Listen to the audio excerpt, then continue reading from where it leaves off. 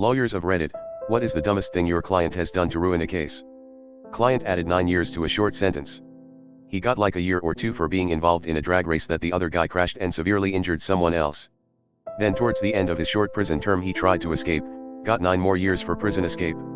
He became friends with John Lennon's killer in New York prison, which was interesting. Client was being sued and didn't like the opposing counsel or the judge, so he left the court a bunch of voicemails so profane that he was subject to a criminal contempt of court hearing. With the utmost certainty in his voice, he yelled at the arresting officer that it's not domestic violence, I'm on public property. You could tell from his face he really thought he had the cop over a barrel on this one, but not my client but the petitioner attorney's client. The man claimed workers' compensation and threw the kitchen sink at us, meaning, he basically listed just over half of his body parts on the claim petition stating that he injured each one. He was full of shit and my firm knew it.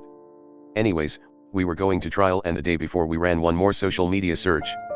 This absolute fucking moron posted a video of him winning a breakdance competition that was only a few months after the alleged work incident.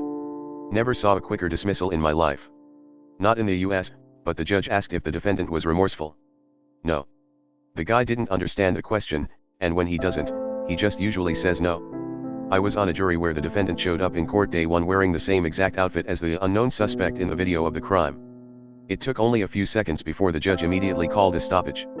All lawyers went into the back with the judge and they came out like 7 minutes later as announced the defendant had taken the plea deal. Wild. Paralegal. Once had a convicted criminal explain to me how their murder charge should be overturned because the victim didn't die at the scene of the crime. The victim died at the hospital, therefore the defendant couldn't be charged with anything more than attempted murder. I had an instructor who was a prosecutor. He called a witness who had seen the whole thing, and had an interest in seeing the defendant punished. Slam dunk case. She thought she was on TV. She overacted every word. Completely embellished the retelling of the events. Didn't lie, but she was the center of her version of events.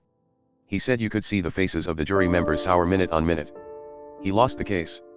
Not an attorney, but one client of ours baffles me to this day. He had multiple cases, including aggravated battery and drug possession. At the insistence of dude's family, we moved heaven and earth getting him a bond, so that he could get out of jail and live with said family until the case was over. The whole process took weeks. Less than a day after getting out, he was caught stealing $16 worth of batteries from Target. Bond revoked.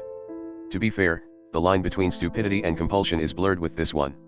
My wife's lawyer bans all clients from using social media after he lost a big case. Wrongful death lawsuit where a man's wife was killed. Easy money. They were about to settle until the other side found his pictures online from a club a week after his wife died getting a lap dance wearing a shirt that said I love MILFs. Apparently they didn't think he had much pain and suffering anymore. Recently was in court and apparently part of the requirements of this guy was that he not talk to his family. He called his mother on Mother's Day. The judge said your mother seems to care about your freedom as little as you do put the cuffs on him. Edit I don't know the perimeters of this case, I was just a bystander in court. The lawyer, in sweats mind you, said oh judge, I told him. I told her. Can't fix stupid. It was wild to watch. Not a lawyer, heard this story from a guy I used to work with. His brother-in-law got injured at work and was suing for a hefty sum. Case was pretty much open and shut, all the evidence was in the BIL's favor. Until the BIL started talking. They asked him to tell them about the day of the accident. BIL started out fine until he gets to the where he approached the piece of equipment that injured him. He tell everyone that there was a note on it stating that it was out of order. BIL then says that he discarded the note and started up the piece of malfunctioning equipment as he had a job to get done.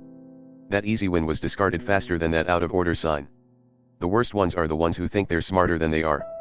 When it comes time for depositions, broad sweeping statements of how I would never allow discrimination in my office and how I'm 100% sure I never said that are a great way to destroy your own credibility, set yourself up to get eviscerated by opposing counsel, and ultimately turn a nuisance value bullshit case into something worth 6 figures. Moral of the story, if you're going to ignore the entire day of deposition prep I did with you just so you can protect your own fragile ego on the record, at least do me the courtesy of telling me to fuck off ahead of time. Friend of mine used to be a latent print analyst. Going to get prints of a suspect arrested for breaking into a home to rob it. While she's getting the ink and paper set up, suspect shouts, "What y'all need the prints for?" She looked right at me when I kicked in the door. Client was part of a group of active pedophiles. One of the others killed the boy while several were involved with physically abusing him. Our guy's defense was that he was just a voyeur, so although he was there he was not involved in the actual murder. He was on bail the whole time including the trial, up to when he decided to change his story and say instead that he hadn't been there. His sister gave evidence that he'd come home that night covered in blood. He got a long time. Not me, but a colleague. A wealthy client's son got picked up for drug dealing at a local music festival. The client bailed him out, and then had his whole fancy law firm defend his son. The son shambled into the courtroom stoned off his ass, and loudly attempted to buy drugs off the bailiff. There wasn't a lot the lawyers could do after that. Around 1990 there was a guy on trial for armed robbery. He pled not guilty. A witness on the stand identified the defendant. The defendant jumped to his feet and roared, "I should have blown your head off when I had the chance."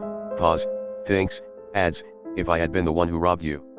Not a lawyer, but I was in a courtroom watching injunctions play out. One case the woman was there, but the man was in prison, so he was calling in. After deciding on an agreement, the guy asked if he could make a statement. At the end of his statement, he said, "And tell the woman to go fuck herself." He got an additional 6 months of prison. The guy asked to make another statement after getting a tongue lashing from the judge. And he did it again, telling her to go fuck herself. And got another 6 months. Imagine losing a year of your life because you couldn't shut up for 5 minutes. NAL, I was a legal clerk for a couple years in college. Still baffles me how this one made it all the way to trial. Lady slipped and fell at a chain restaurant, hurt her back irreparably, wanted a huge payout. Said she slipped on butter that was on the floor.